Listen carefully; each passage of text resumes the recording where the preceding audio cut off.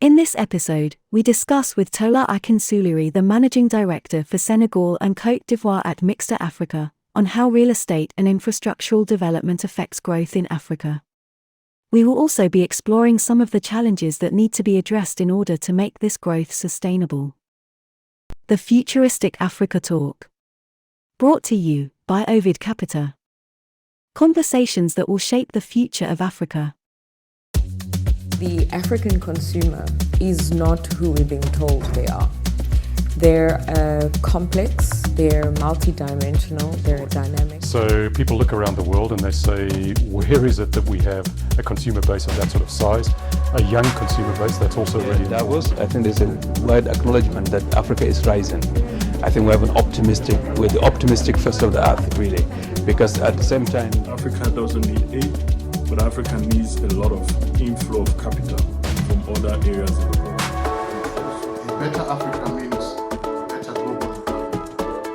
Àgbègbè alárugẹ ká tún ṣe tó máa dàbí ibi tí àwọn ibi wa ń gba ìsinmi tí àwọn ibi ń pè ní tourism. There remains an observation that the perceived risks of investing in Africa is much higher than the actual risk. It is my hope that our aspiration will come to fruition.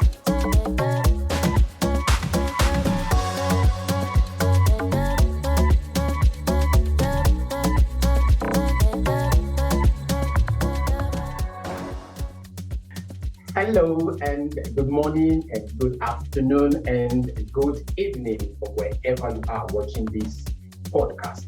Permit me to welcome you to another episode of the Futuristic Africa Talk powered by Ovid Capital LLP. Ovid Capital is a private equity firm with its headquarters in the United Kingdom and also runs some of its operations from Johannesburg in South Africa. My name is Eric and I am one of your hosts on this podcast. And I have my co-host and she's going to introduce herself. My name is Kimberly Nelson with Global Impact Industries and just very excited about the Ovid Capita platform and even being Eric's co-host and the movement that we have on growth and investment for Africa. And so thank you so much for being with us here today. I'm going to introduce Tola. He is one of our special guests, a dynamic leader in the continent, but also around the world, but more so concentrating in the area of West Africa. I'm going to just give a brief background with Tola. He has over 2 decades of experience across audit, asset management, fund administration, fundraising, real estate, and strategic planning. He was fund accountant at Asset and Resource Management Company Limited, one of the largest independent non-bank financial services institutions in West Africa, where he oversaw the fund accounts units during a period of significant growth in the asset under management of the firm. He was also on the implementation team for the takeoff of ARM Pensions, one of Nigeria's first and leading pensions fund managers. At ARM Properties, he oversaw various projects, including the Olawale Urban Market, a 678-unit public-private partnership project with Lagos State, Nigeria, the at Diva Estate project, which is a 600-unit middle-income residential development, and the prestigious Lokwe Lakes Golf and Country Estate, a 308-hectare premium residential and hospitality development. He was part of the Mixta Africa head office team in Barcelona, Spain, as the financial planning and strategy manager. And during this period, he worked on Mixta's collaboration with the federal government of Nigeria in the development of a new affordable housing program. He was the lead in the market expansion of Mixta Africa into certain African countries. He certainly leads Mixta Africa's operations in Francophone West Africa, covering Senegal and Cote d'Ivoire. He is graduate of Yaba College of Technology, Lagos, Nigeria, a fellow of the Institute of Chartered Accountants of Nigeria, and a certified information systems auditor from the Information Systems Audit and Control Association. And this is both in the United States of America as well. He has the Coaching Foundation Certificate of Constel Coach and Richard Bandler, USA. He holds an MBA from the Manchester's Business School, UK. Now that was a lot to commend you for, because you are doing it. And as we're talking about this, like Tola, literally, this is really great connection with you, a good opportunity to dive into what this all means when we talk about growth and investment in Africa, and even looking at ways that our diaspora and just even international partners would have interests in how we build with Africa. Can we talk about what this real estate movement is doing here, doing right now in Africa? Can you talk about what is real estate? I know that there are several countries and, different structural transformations going on with the processes of that. And we're undergoing tremendous economic, demographic, and social change while trying to minimize the negative effects of climate change. So can you speak to real estate with all of that in mind? Yeah, thank you very much, Kimberly, and thank you for the kind introduction. Sometimes when you hear people talk about you, you're wondering, is that really me they're talking about? Thank you very much for that. To the conversation about real estate across Africa, I think everybody knows the background. You've got a huge housing deficit, over 50 million, spread across different countries of Africa. And one thing is clear here is that, look, it's very important that we first define clearly when we talk about trying to meet the housing deficit that we have across Africa. It's important that we understand what we're actually looking at when we say real estate. The thing that comes to mind when you talk about real estate is land and building. That's pretty simplistic, but the holistic view of real estate is primarily land and any additions and enhancement that you put on it. And this broad spectrum of definition expands the scope for developers, because, for example, you buy a land, and just by introducing an enhancement like infrastructure of land, infrastructure of water, you've enhanced the value in terms of being able to deliver a property that people can actually build upon and actually start addressing the housing deficit.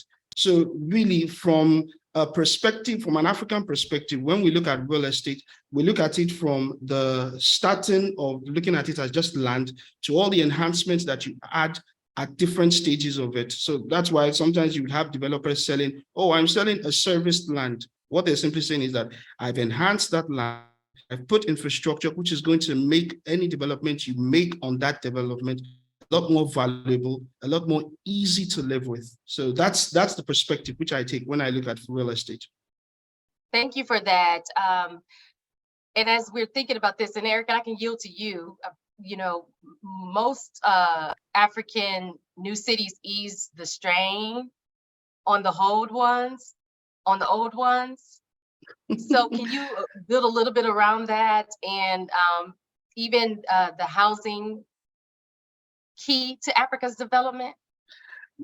That's you've given me a very big bone in that regard. First, let's look at even the issue of new cities. And new cities, it's something that across the whole of Africa, everybody's talking about it. In Egypt, I believe it was 2018, they came up and said they want to create 20 new cities where they intend to have about 30 million people. South Africa, earlier this year, they came up, they wanted to start 3 new cities in places like Senegal. About a while back, under their Millennium Platform, introduced a new city, the Jaminadu. In Lagos, Nigeria, that's a regional state government. They actually came up with the Lekki Master Plan. Now, to your question, does this new cities, does it actually ease the burden of the existing cities that you have? I think let's do a case study. Let's look at Senegal and Nigeria. And Lagos, Nigeria. So in Senegal, the government decided they wanted to start a new city, Jaminadu. They wanted to make it residential and work environment for everybody to be able to live in and work. But guess what? As we speak, every morning, traffic from Jaminadu to Dakar is one direction. Everybody's leaving Jaminadu, trying to head into Dakar. The same thing if you look at Lagos, Nigeria. The state government signed a PPP to do a road expansion. The road has been expanded. A lot of developers went there, built. But what you have is every morning you see traffic. Everybody's leaving Lekki side, trying to get into the CBD in Victoria Island and Ikoyi. So to answer your question, let's just look at this case study. Yes, in the short term, it is not likely that these new cities are going to address the problem. And the reason is this: for a city to actually address the problem of another city, the city must be able to provide three important ingredients. It must be a live, work, and play environment. Live, not just in terms of residents, you must be able to have hospitals, schools that help for the whole family well-being, and work says it all. Play, you need to be able to have movie cinemas, recreational parks, and things like that. And what you have in places like Lekki and Jaminadu that I explained to you, what you have are primarily residences. So what you have is everybody, in terms of recreation, in terms of work, they still want to commit to the old city. So in the short term, they would not be able to solve that, because in the long term, what drives people to want to invest in building a school, build a hospital, build businesses is the rise in the population. So what I believe is that as sophistication of the population within these new cities start to grow, and you start to have more and more people there, you find people investing more in being able to have a work environment, having a play environment within these new cities. So in the short term, these new cities are not going to address the problem, but in the long term, as they are able to develop the full threefold cycle of a live, work, and play environment, yes, they will be able to address the problem. To the second question which you ask, and I hope I'm getting it well, you're talking in terms of the housing plays in terms of how Africa's development. Yes, I believe that housing will play, and it plays an important role in Africa's development. And the way I look at it is I look at it in terms of the value that housing brings into Africa. I have what I call, this is primarily based on my own experience as a practitioner in the industry. I have what I call the real estate value triad. And there are three values that I believe real estate brings. There's the launch value, there's the pool value, and then there is the benefit value. The launch value is the value that real estate generates during the construction period. So for example, along the value chain, you have employment that it provides during that whole process of construction. You have revenues that are generated by the companies, which ends up being taxed by the government. That's additional revenue to the government. You've got financial intermediation that may happen if project finance, that's additional credit that is created, and mortgages that are created, that's additional credit. Those are additional values that just during the construction cycle that it provides. And then when you talk about the pool value, for me, once a residence is delivered, there are certain industries that housing starts to attract. For example, the people living there need to go to schools. They need to have hospitals. They need to be able to do banking transactions. All those sort of businesses start to be pulled there. They generate more income for those businesses. And those homes also need utilities to run. There's additional employment that they create on that other level. The final aspect, the benefit value, this is actually the value that the owner of the business is able to extract. The owner of the property is able to extract. Property is still one of the easiest things within which you can secure credit. And I'm sure you're quite familiar with the example in the US, whereby by having a home, you can get a credit to start a business. From starting a business, you're able to not only sustain your family, you're able to create generational wealth that goes beyond just you and your children. You're able to create a business that runs, that you hand over to children. So in terms of the value that real estate creates is significant. And I believe that housing is an important key in Africa's development going forward. All right. Yes. Thank you so much, Mr. Tola. I personally, for one, am not a realtor, but I have always admired. Yes, I have always admired, these real estate guys, and what they do. The industry is so huge, and there's so much potential in it. Now, that brings me to my question. You would agree with me that Africa is a continent with no huge potential for solar, for hydro, for wind, and for power. All of these are scalable and they are what's renewable. But however, it is critical that we discuss what kind of infrastructure is necessary, where it is best suited, and who is to benefit from it. Now, my question to you, Mr. Tola, is what are the challenges facing infrastructure development, especially in Africa? Infrastructure. I like the sort of detour that you've taken from real estate to infrastructure, because the truth about it is you can't discuss real estate without talking about infrastructure. And to really understand infrastructure, first, we have to consider two things: what we have and what we need. So for what we have, that's primarily the stock of existing infrastructure. And what are the challenges that we have with regards to this? Look, for me, there are twin-head challenges that you have. You have your environmental challenges, which I'm sure you're familiar with the recent flooding that has happened across Africa. You can imagine the damage that has done to the existing stock of infrastructure that we have. The infrastructure was already short. Now you have all these environmental factors that have sort of eroded your roads, your power lines. Literally, all those things have all been damaged. And then you have your typical human factors, for example, industrialization, without taking into account the capacity of the existing infrastructure to actually be able to sustain what you have. And sadly, across Africa, you have things like wars, conflicts, that as a result of that, a lot of infrastructure has actually been destroyed. And so if you talk about the challenges, so first we look at the challenges of the existing infrastructure.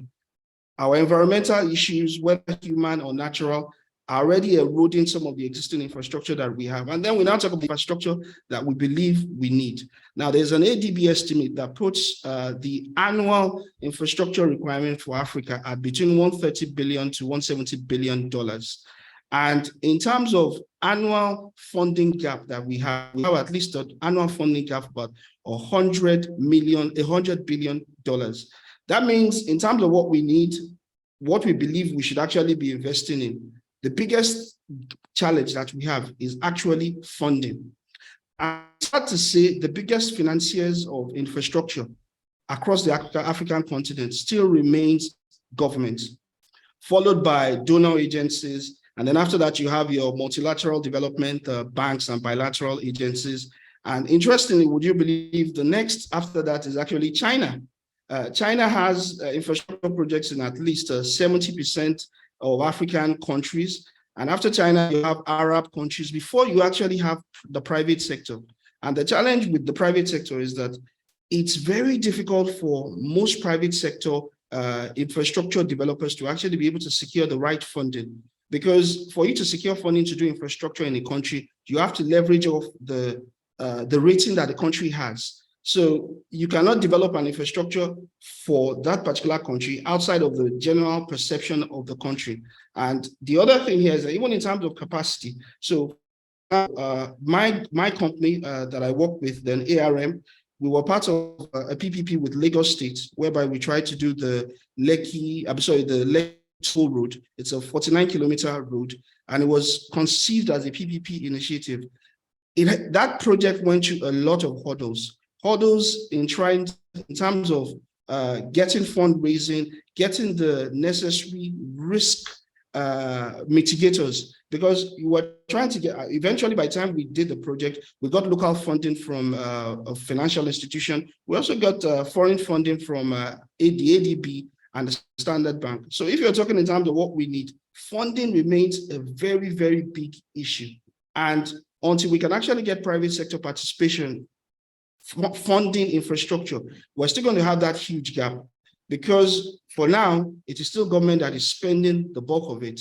And we have a situation whereby governments are strained. And one thing you also have to realize as an African is that whatever a government allocates towards infrastructure, it's a little percentage of it that actually ends up in infrastructure project, primarily because of the structure that governments operates. What I mean here is this. For example, if you have an allocation to infrastructure, there's a portion of that funding that you have to infrastructure that would go towards maintaining even the structure of the government, before eventually only a little gets trickled to actually the infrastructure development itself. Whereas if that same funding went through private development, it is like at least about 90 to 95% of that funding is going to go directly towards funding infrastructure. I hope I've been able to address your question adequately. Yes, you have. Just before Kim comes in, you mentioned China, and China's hold in Africa in terms of infrastructure is so enormous. You cannot, or should I say, we cannot overemphasize, how much hold that China has in Africa when it comes to infrastructure. So I think that would be a different topic that we'll have to discuss with you. So it is really now. Before I ask the next question, I know Kim has something to say. Please go ahead, Kim. No, I'm just listening and very interested in knowing, one, how we are addressing climate change, because of the flooding and everything. And you talked about this, and I'm just, my mind is thinking about the rural areas of Africa as well. And even as we holistically think about infrastructure, you're dealing with the market force, right? Market forces that are not working together to sustain these areas, these neighborhoods, these rural areas. The physical infrastructure becomes deteriorating or is obsolete. Then it yields a greater problem. The communities become plagued with high unemployment rates. We're dealing with that in various aspects in Africa, just as well as in the United States. And you're dealing with recidivism and the systems, the educational systems. It fails to meet the needs of those in these markets that are having challenges. So as we think about the wealth gap, bridging the wealth gap and addressing these, infrastructure challenges, we have to now think of this from a global perspective of how we can leverage our resources, help bridge more cross-border trade opportunities, development opportunities, to help, structure projects that can help benefit, bringing resources over there, vice versa, so that we can, address not only bridge the wealth gap, but again, offer that particular space where people can live, work, play, eat. I say live, learn, and trade. We have to even learn about that dynamic altogether with this infrastructure system that we know exist in markets that is sustainable, but it's not in, of course, what we deal with not only here in the United States in underserved areas, but also in Africa. So what you're doing around the world, when we think about rural areas, they benefit less from economic growth than cities do. And then rural people, they make up about 45% of the world's population, but bear a disproportionate burden of poverty, malnutrition, poor quality of life. And then when we think about the south of the Sahara, poverty and malnutrition are relatively high.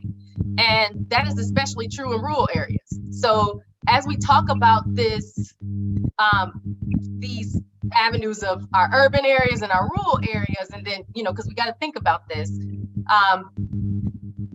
what about the rural settlements? How should infrastructure be improved so that the standard of living in the rural settlements can be enticing? And I'm thinking about this because there's ways that we can think about how we move trade and how we can support each other in the areas of in the rural areas, and then how we can benefit on this side, of it. And I'm just, when we think about infrastructure, how we bring that together, because we're not working together to do that.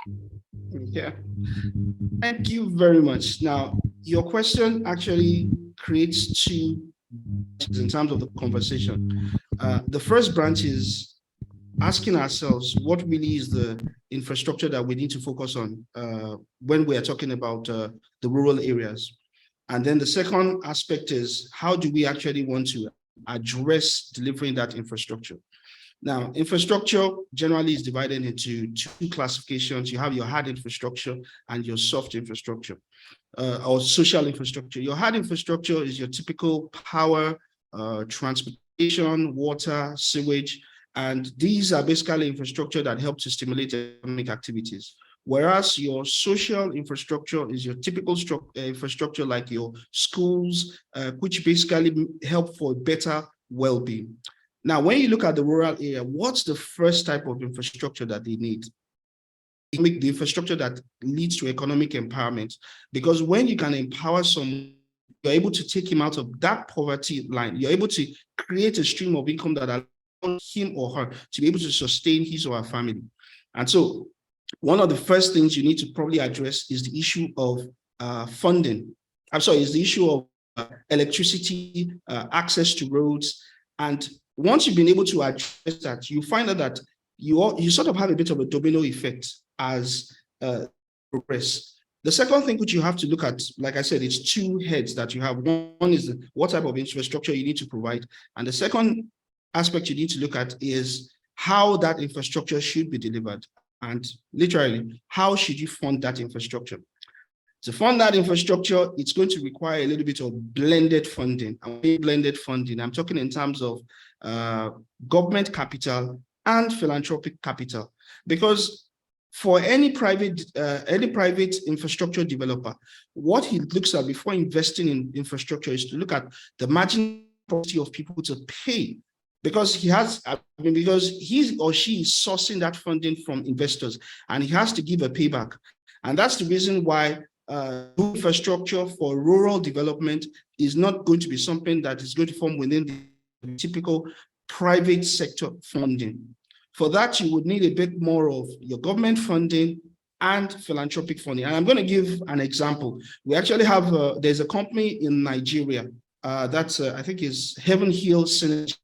Heaven Hill Synergy actually focuses on doing power. They supply solar panels for generating electricity and power. And what they've done is there's a community not far away from Abuja that has been completely off the grid. They don't have electricity, no power. And what Heaven Hill Synergy did was working in collaboration with the United States, Africa Development Foundation, and then Power Africa, and there was a bit of participation by the ADB. Working with those three parties, these entities, they were able to provide 20 kV of power to that locality. Now, a year later, they've actually gone to do sort of like a spot assessment in terms of what's the impact just providing power has had on that community. And you had businesses like your barbering salon, and the gentleman they interviewed, he was saying that, look, hey, do you know that my profit on this, when I used to fund my barbering salon business from using petrol, and my profit was this amount, but because I'm using solar panel, my profit is upped. That means you've improved his capacity able to generate income. You've upped his ability to leave that poverty line. So if I would look at it holistically, to put everything together, first, when it comes to the rural community, we have to focus first and foremost on infrastructure that creates economic life for the people.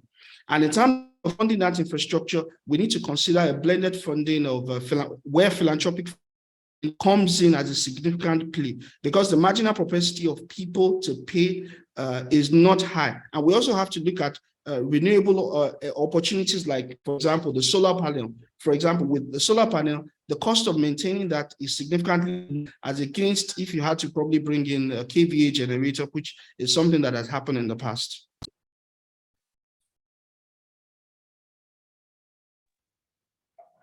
Great.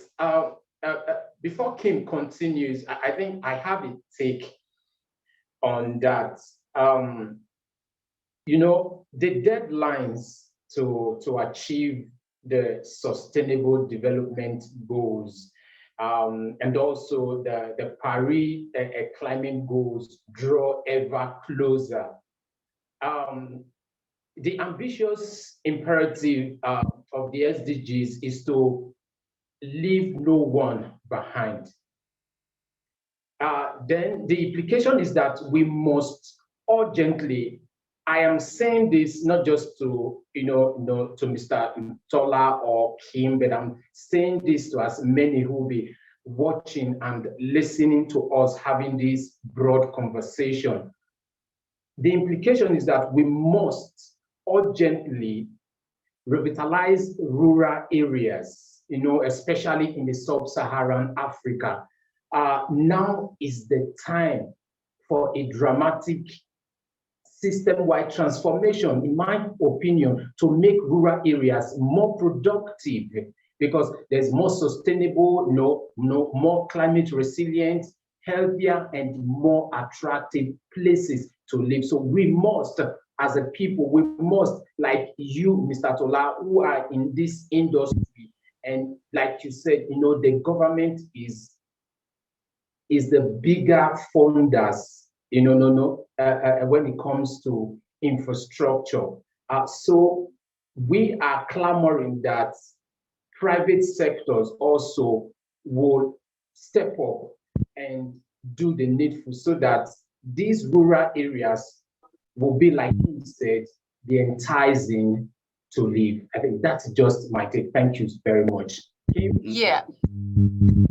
And so, like, building off of that, Tola, and I'm glad that you brought out your perspective of how the government can play a role in addressing the rural infrastructure. But there's that component of there is a right now opportunity that can be created with the private sector working in collaboration with the government to help address some of these infrastructure challenges. And I'm even thinking about COVID-19. The pandemic hit all of us, around the world, but we know on the continent of Africa, healthcare challenges, again, those infrastructures, these are just unique avenues. I like to say these are challenges that I would like to look at as opportunities that we can address from a global perspective, thinking about how we form partnerships with healthcare industry, and here in the United States can partner, we can work in collaboration with private sector as well as the government to make these specialty infrastructure centers, healthcare centers in rural areas, or as well as, just in near spaces to drive economic gains in the area. You know what I'm trying to say. So I guess what I want to know, my question is, how does infrastructure investment promote economic development in fragile regions of Africa, working with public-private partnerships? When we're thinking about the role that the government can play, but private sector can come in real strong, with the government and, negotiate how we go about those developments. So can you just tell me how can infrastructure investment promote that economic development in fragile regions of Africa? Well, that's that's like I tried to establish sort of like a foundation of the framework in terms of looking at infrastructure. As I said, the hard infrastructure, they play a significant part in terms of being able to accelerate development across different sectors of Africa. I broke them down. First, you have your power, which is the largest need across Africa. You've got your transport, you've got telecommunications, you've got water and sanitation. Literally, if addressing this has significant impact, and let me just take a simple example, telecommunications. You can see how opportunities have opened across the length and breadth of Africa just because people have access to telecommunication facilities. People are partnering with Silicon Valley, partnering with venture capitalists across Africa. I mean, I was part of a presentation where a startup was trying to generate capital with a couple of venture capital. And it's interesting. The startup is somewhere in Nigeria, and just because of the opportunities that telecommunication has offered them, they've been able to connect across continents, across geographies, and been able to a region that once upon a time looked far remote is no longer far remote just because of access to communication. And it goes beyond just looking at far out. The same thing also applies even within the same state, within the same country. Once you can open infrastructure, once you can open, for example, you create a road network that allows people to connect with each other, things as simple as being able to produce your goods in one location and being able to simplifies trade.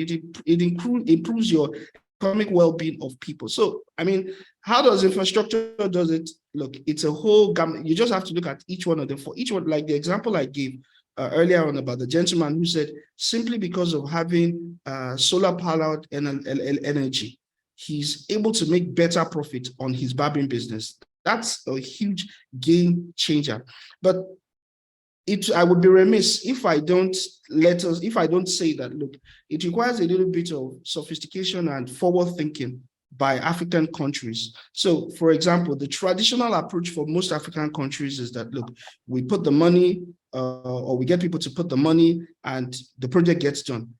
I know in Nigeria, over the last couple of years, they've introduced a bit more sophistication whereby they've introduced tax credits. I know Dangote, for example, has gotten tax credits to be able to do certain infrastructure. The government is saying we don't have the funds to do it, but we want you to go ahead and do it, and we'll give you a tax credit. And that's a forward-thinking government, because in the short term, you might say that, look, the government is losing taxes. But in the long term, just by opening two communities or two areas to each other, you can imagine the amount of commerce that is going to go through those two communities. Those commerce generate income. On those income, the government is going to charge things like withholding tax, value-added tax, or corporate tax on those companies. Meaning that in the short term, you might not be making as need to make as a country, but in the long run, you are creating long-term sustainable businesses that will run for as long as that infrastructure continues to serve the purposes of the communities that it is linking. Yeah, and you've touched on how the telecommunications have come in, telecommunications companies have partnered with Silicon Valley, or there's different models that are being implemented that can grow into other markets to help expand infrastructure development in that way. I like to, and I know that we touched on roads, which is going to be key, because as I think about the partners that I could engage here, to bring, to move and help with development there, which is what I love about this platform with Over Capital. We're creating global awareness and highlighting the different types of opportunities for different types of businesses to engage with investment projects that can actually occur on the continent. And we have a lot of the concern is around making sure there is electricity and that there is water. That's a high priority in those areas that needs to be done. And so if you were to say, and I know you're already moving in this space and you're seeing where things are happening on the positive side as a developer in the real estate, space. And then are you running into any of those challenges of not moving those things forward because of certain areas that do not have that infrastructure? And are you able to leverage the existing asset portfolio, relationships that you have to help go about the development in certain areas that may be Yeah. something of consideration if those opportunities was present itself. Because what will it take to Okay, fill okay. Africa's infrastructure deficits? Okay, okay. Now, it's interesting. I've had the opportunity of experiencing different spectrums. I've had the opportunity of developing projects where the government infrastructure has not yet gotten to that particular location, and you as the developer have had to take the responsibility for doing that. And I've also had side of the spectrum whereby you have access infrastructure whereby all you're just doing is you're building and you're just connecting to that access infrastructure. And the important thing as a developer is incorporate everything into your at the point of when you're starting your project. It's just important to tell yourself from the word get-go, okay, this is the state of the land. I mean, for example, like I was alluding to some of the countries whereby the governments have developed a comprehensive master plan for their new cities. And on some of those master plans, they have things like, oh, we provide sewage connections, we're going to provide water connections, we're going to provide this and that and this and that. And then you as a developer, you take a position based on that. But you find out that the by the government significantly lags what you have to deliver. And then it's at that point in time that being a large-scale developer helps, because being a large-scale developer gives you the opportunity to have some sort of a buffer to incur that additional cost of providing the infrastructure without layering it as an additional cost to the eventual homeowners that you're buying. Because if you're not familiar, the typical practice across Africa is that you pre-sell most of your inventory. And so people are committed to buy from you at a particular price. And what you're telling them is that, look, this price, unless something drastic happens, you're going to keep to that price over the life of the construction. And so what you're saying as a developer is that you need to have adequate buffer in the event that some of the expectations that you have in terms of infrastructure doesn't materialize. But the truth about it is that across the length and breadth of Africa, most scale developers are actually taking responsibility for providing infrastructure, because they realize that, look, if you want to do this business, it's part of what comes with the terrain. You can't say you're going to wait until the government shows up and then you're just going to leave your buyers, because you have a reputation to protect. Nobody's going to remember the fact that, oh, it's the government that hasn't delivered. It's going to be that this developer promised a fully functioning residential estate and has not delivered it. That's the reputational loss that you're going to be carrying in the market, which is why you as a developer, you take that as a responsibility which you have to deliver on. And you just need to have the adequate buffer to be able to take that. All right, Mr. Tola, thank you so much. I know we are pressing with time. We have just barely 3 minutes to round this up. While you were talking, there were some very, very important points that I noted down. But I think we are going to pick up from there at a later time. I'm going to write to you. Then we can reschedule. Then we'll pick up from the very, very important point that I really wanted you to touch on. I'm not sure, Kim, do you have something else to add so that we can round this up? We are just like 2 minutes to closing this. Kim? No, because I believe, Tola, you really spoke on a lot of the dynamics of how the private sector can play a huge role on helping to develop the infrastructure of Africa. And even you lifted up some of the solutions that will be required to help change the trajectories for the future. So I really appreciate the dialogue that we have had on today. And we're going to invite you back, but we're also going to build with you on the back end. I'm looking forward to doing that. Over Capita has, again, this movement to help infuse growth, investment on the continent, but working and building with the diaspora to do so. And so it is about us coming together to become that market force, right? And to help shift that paradigm. I believe that Africa is the new frontier. We've got plans, we've got agendas. There's a lot of discussion around. We know that there's developments happening over there from the continent. Ghana's played a huge role in moving, the beyond, what is it? The beyond, the beyond the something. I can't even remember, but they got the movement going on. Okay. I was a part of it. That's what's so crazy. I just can't think of it off the offhand. But it's bridging the diaspora to come back home, and it's knowing that even a lot of us that are from Africa are here, and we've got a lot of the intellectual capital. We have the resources. We know we have it, right? It's just it's aligning ourselves with the valuable partnerships to really make the work come together.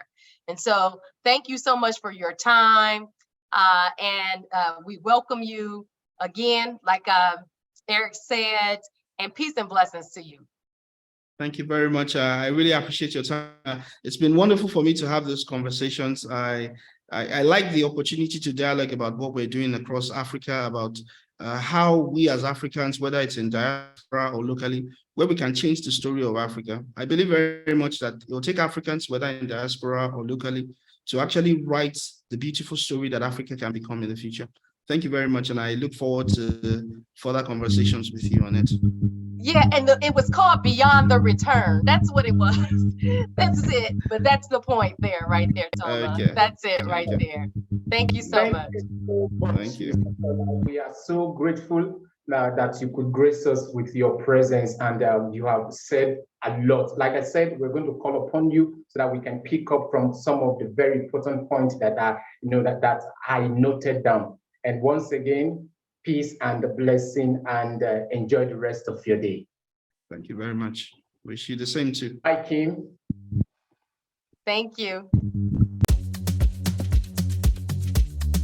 The information on this podcast is for educational purposes only and is not investment or financial advice. Please do your own research before making any investment decisions. None of the information on this podcast constitutes or should be relied on as a suggestion, offer, or other solicitation to engage in or refrain from engaging in any purchase, sale, or any other investment-related activity with respect to any STO or other transaction.